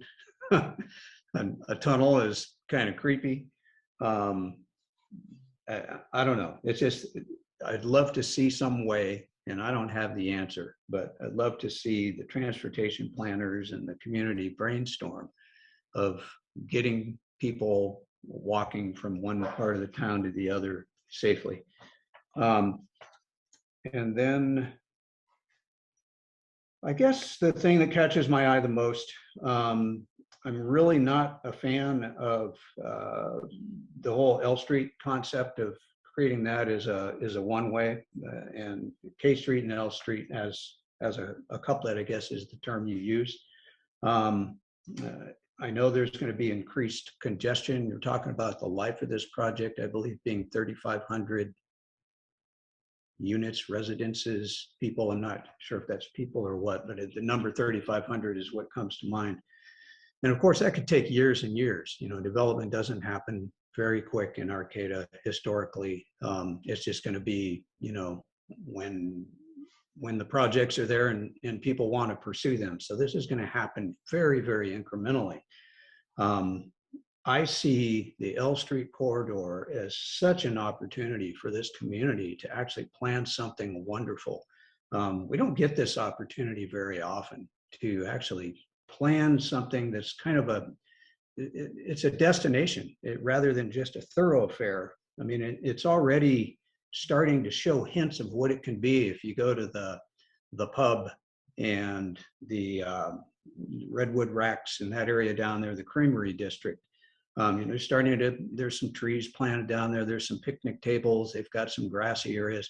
I see this whole corridor. I mean, I don't know how far north and south. I don't have that figured out yet, but at least that corridor of L Street being mostly car-free, other than the little lanes that exist right now on the very east side, so that those businesses and residents can still be reached. But it does not, I don't endorse it as becoming a thoroughfare. I think it's a missed opportunity to turn this into a people gathering place for bikes, walkers. I see cafes there in the future, bakeries, little music venues, kids on bikes, parks, parklets, outdoor tables.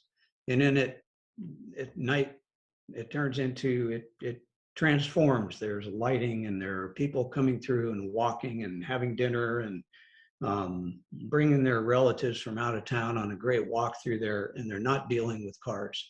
This is an opportunity to really put our money where our mouth is in terms of making it a little less of a car-centric area. So I really encourage looking at an alternative to keeping K Street as the main thoroughfare for handling the traffic. Sure, we may get some more congestion. I guess our focus isn't necessarily on increasing traffic flow, getting more cars through and cars through quicker. But I think there's a way of dealing with the increased traffic. It's going to be incrementally over a period of years. So I really would hope you can give a priority to at least make that part of it. It's like you said, the funding and the timing is unknown because we're out here in big picture. Maybe put that down near later down the project if we really need it. If we're going to get people out of their cars and get them more on bikes and walking, you may not need K Street and L Street to handle all the cars. So maybe you put that in timing as an as needed thing, but don't make it a priority. Make the priority to improve L Street as a people corridor. That's what I would personally love to see. And if we need to get the transportation committee out there walking it and envisioning that and meeting your team out there, David, I would love to do that. So we could consider that prospect if the committee is open to it, or if there are others who share my concerns about that.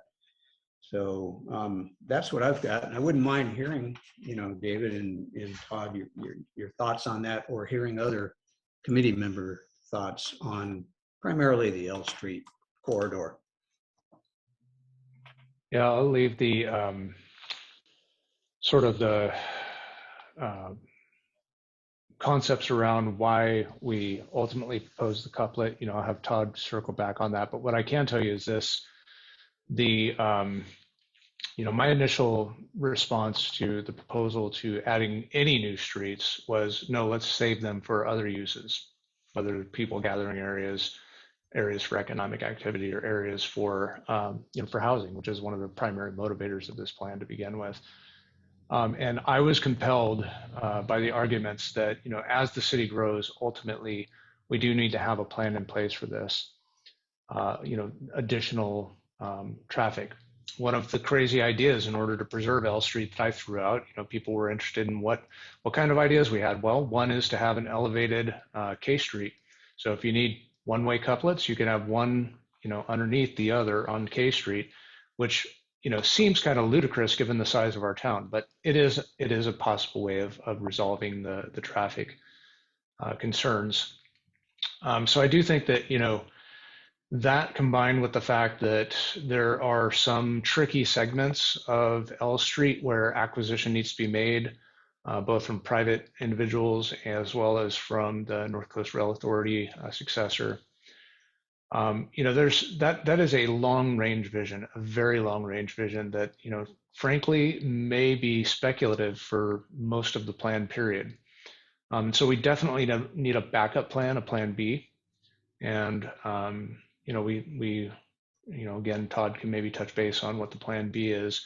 But plan B does not have the same sorts of accommodations for bike and ped improvements on K Street as the current plan does. This current plan, I think, provides for the best improvements to address some of the other things that we heard, including, crossings at 8th and 9th across K. So it's, this team's, best effort at a proposal after kicking around ideas even as crazy as having, an elevated roadway on K Street. That being said, that is what this public process is about. So if folks can come up with, ideas that, are superior to what's in this plan, we want to make sure and bring that forward to the council and have them consider it. And Todd, I don't know if you can sort of riff on why we came up with this as opposed to some of the other. Yeah, certainly. One of the things that I heard early on is, no traffic signals. Let's not have any traffic signals in the city right away. Ultimately, based on the forecasts that have been published in the past, and one thing I'll note, and David alluded to this earlier, we haven't done a full forecasting on this plan yet, that is going to be part of the general plan update. We're going to look at all the land use that's planned for the whole city, including this gateway area, and look at what the traffic generation is. Given the intensity of development in the Barrel District, notwithstanding the fact that we're designing it to be bicycle and pedestrian, we're going to have to plan for kind of worst case, right? That's what CEQA, that's what the environmental rules compel us to do. And so we're going to be looking at forecast numbers that show quite a bit of growth on these north-south streets, both 101 and then what is today K. So I'm confident that we will need to look at traffic signal control at 11th and K. And a roundabout has been suggested in the past. I think I heard somebody mention it today. I'm a huge fan of roundabouts.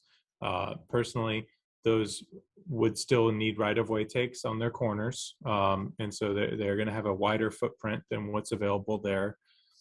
And then also, as David mentioned, we would certainly need to maintain at least, one lane per direction on K, potentially some turn lanes along K as well. So maybe 3-lane sections to allow for that movement. And so you would see a degradation of what's possible with the proposed concept. The proposed concept keeps 1 lane per direction, but it allows for increased movement at intersections. It splits those conflict points out, which helps. So the southbound left turners are no longer conflicting with the northbound left turners. And those are some of the major conflict points we have at intersections. So it improves the ability for vehicles to move around freely and without having to install traffic signals. So we saw it as a potential avenue to explore. And then once we really saw what was possible within that right of way for complete streets, it's what we stuck with. I do agree that it is a challenging alignment. There are certainly challenges along that corridor. And I look forward to coming up with a plan B. There have definitely been other options described and evaluated here at a high level. We're probably going to need to come up with one that we analyze in greater detail as a backup plan. We're not there yet, and I don't have the answer to what that kind of consensus backup plan is, but there will be something else in here to address the potential of it being at some point infeasible. And to speak to the amenity, the treasure of the existing L Street alignment, we get it. We agree, and it was not an easy decision to make to propose changes to that corridor. But ultimately, we thought together it kind of resulted in the best system. Right. Great. Thank you. Well, just one final thought for me on K Street. I guess maybe what I was thinking, I don't want to see K Street degraded in any way as less of a area for bicyclists, although I don't ride it. I always find somewhere else. K Street is not a good street as it is now for bikes. So I guess if there's some way to eliminate the L Street one way by making K Street, what do you described that earlier, stress level 4. Let's just keep it for people who are good with stress level 4. So we don't need any real fancy bike lanes. Let's go ahead and acknowledge, okay, we're going to let cars take priority here. If you're okay at stress level 4, there is some space there for a bike. Can't believe I'm saying this, but I guess that's how much I envision. Don't put a street down L Street. So any other members have anything to weigh in on? Any other questions or comments, follow up? I kind of am beginning to see what you're getting at, Dave, in terms of making L less of a thoroughfare in the way that K is, and keeping K as a higher capacity way of getting through the area, so that L can remain more people centric and less about the conveyance. So I like that, yeah. I suggest just as a matter of process, I mean, we don't. Certainly, the committee could take action if this was something that the committee felt strongly about. I think the action could be taken. We could make that recommendation based on what we've heard here tonight. But I do think that some of the additional analysis that GHD is going to do for us when we get to the general plan will be instructive, and maybe a recommendation would be more informed at that time. Ultimately, it's it has to be informed by data out of our models as to whether or not there could be a K Street solution that would be the preferred solution. It would likely mean removing the parking lanes as well as the bike lanes from K Street to accommodate the additional traffic. And ultimately, if traffic is bad enough on K Street, you'll start to get bleed off onto other streets. And so, I think some of where we ultimately landed, with this couplet idea, was to try and control and contain traffic that would otherwise be looking for alternative routes because of the pressure. So you can take your travel demand management only so far by making it inconvenient. And so as long as the plan and the data accommodate, that, certainly that can be a recommendation from the Transportation Safety Committee. I guess I would just ask that you wait until we have that additional analysis before you make a strong recommendation for that. Yeah, I mean, that sounds fair to me. I would definitely like to keep, oh, there we go. I would like to maybe keep the discussion open and, unless I'm in a minority here and the rest of the committee doesn't see it as that big of an issue. But if there's no need to really take a strong position one way or the other, I would really love to see the issue left on the table to be pliable in the future to, keep some other options open. So, yeah, we would love to be involved and maybe come back to us when we get to the general plan stage and we're looking at those issues. So with that, I think maybe Netra, hey, I was going to ask you if you had anything to add. Well, just on your comment, I just wanted to maybe address. I know we went through multiple alternatives for 8th and 9th, and then for L and K. And I understand the way you're putting it, keeping L Street as a livable city, having restaurants outside, people walking, that, I think it was considered. We thought about that, but the trade-off here when we discussed as a group was instead of keeping L Street like a livable city, we can work on 8th and 9th. Hence, they are the part of the project, make them like a more livable city, and which connects the Creamery District and the downtown straight east-west. And that will be much more walkable, connecting the trail, connecting the downtown with 8th and 9th Street, and that making that more bike ped friendly and livable street. I think that was the idea. I think that was a trade-off. Just for the before we make decision, I just wanted you to note that. So, yeah, good point. I did think about that today as I was walking through there. I was going, well, can I see 8th and 9th as serving that? Yeah. And for some reason, I'm not visualizing it quite the same, especially because you have to cross K. So if there was a way, it's K Street is the booger here, isn't it? I know, yeah. So, I think, but that's a good point, and I think that's why I really appreciate the fact that the city is looking at what they're going to try to do with the 8th and 9th. I think that's very visionary and looking forward. So. Okay, well, appreciate that feedback, Netra. I think we are at the end.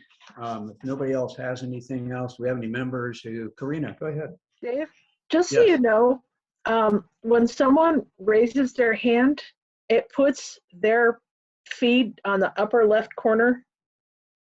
You'll notice Wendy is at your upper left. Okay.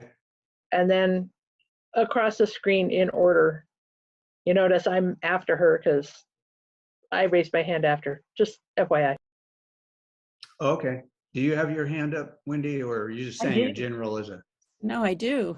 Okay, go ahead. Oh, I see it. It's just a color contrast issue here. I was just wondering, because essentially what you're doing is you're looking at this projected growth in these number of housing units and then the traffic, and then everything has to fit that traffic. And I was curious as to where that growth projection came from, because it certainly is a lot more than other things that I have seen. Yeah, that's a really great question.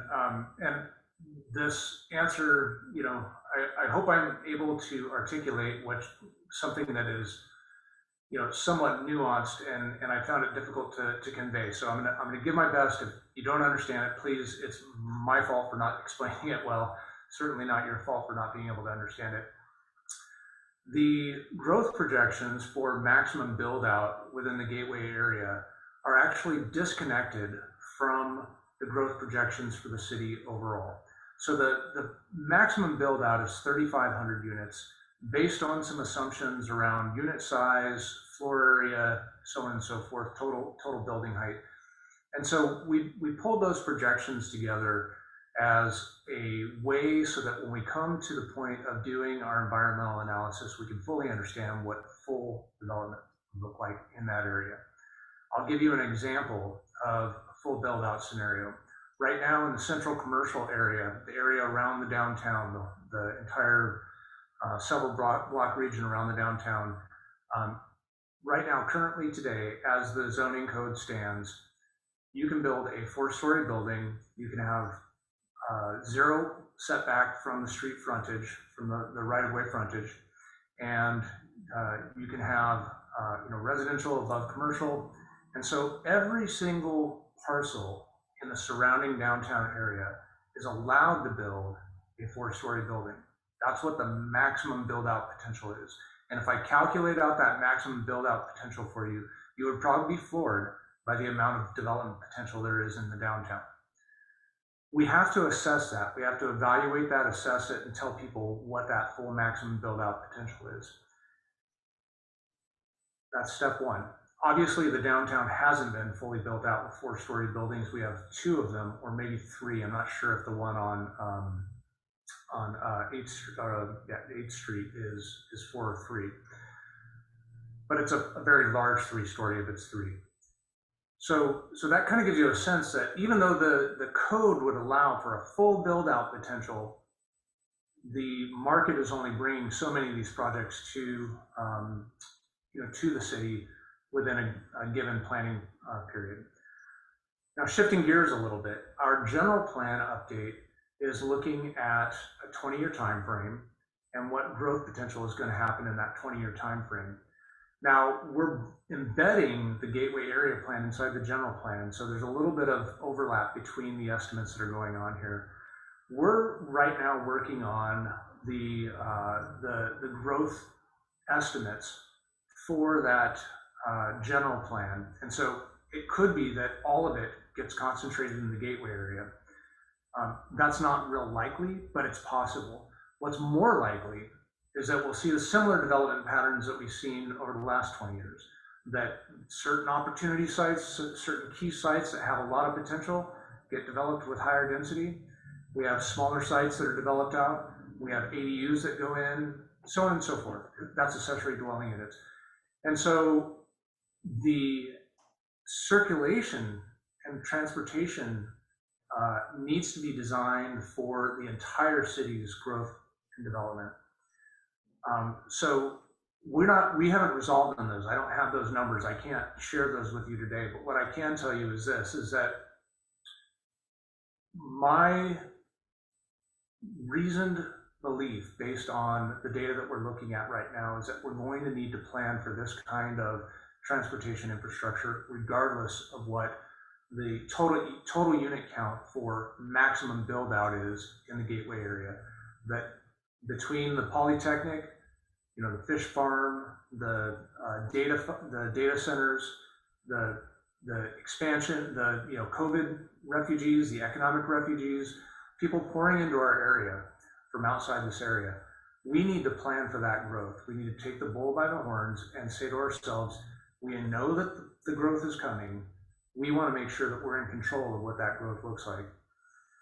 The state is making plans for growth without us. If we choose not to plan, the state is making provisions so that the private market can bring that housing to our community without our say. And so they're making it so that they have to be ministerial approvals. Recently, the state adopted SB 9, which allows for small lot subdivisions, which essentially, if you take a look around your neighborhood, all of your neighbors, every single one of them could come in and get a ministerial approval. You have no say over the document or the approval process. As a citizen of this or a resident of this community, they are allowed to have two lots on their one lot with some minor exceptions. And so the reason why I emphasize this is because it's important for us to understand that we can't stop the growth by not planning for it. That would be the worst possible outcome. We must plan for it. So I hope that kind of answers the question. It doesn't get to the heart of what your question was, but it's forthcoming in the general plan, what the total population build out is. Well, I think my question was just because all the population projections that I've seen, which are admittedly outdated because of the Polytechnic and COVID and all of those things, didn't look like they were projecting a lot of growth of population. So that's why I'm wondering where these new numbers are coming from. Well, let's not forget, it's not just growth. In the before times, we didn't have enough housing. We had college students living in their cars because they couldn't find a place to live. I'd have to look at the specific projections that you're talking about. The HCD does projections for us for our housing element cycles and our regional housing needs allocation updates. And what I can tell you is that HCD's methodology while it is a little dense, it's also backwards looking. And so they're not projecting based on what they're seeing happen in the future. They're not basing it on projects that are being developed in your community right now. They're just simply looking at did population grow or shrink in this community in the last housing element cycle, and they're projecting that forward. And it actually leads to really odd projections that are disconnected from the reality that we're seeing on the ground. We had a housing element a couple of elements ago where they projected approximately 5% growth. We had never seen 5% growth except for just after World War II, when there was a big housing boom. And so it was just they just had a small, it was a data sampling error is essentially what I'd liken it to. Had a small sample size and then carried that error forward into their projections. And so what we're trying to do is to plan for population growth based on the variables that we do know. And then the other piece to this is that as I mentioned earlier, there's a full build out scenario that's not likely to occur. We're still planning for the ability for those kinds of developments. You can't spot zone. You can't say to yourself, hey, we think that we're going to grow by 1,000 people, so let's plan for 1,000 units.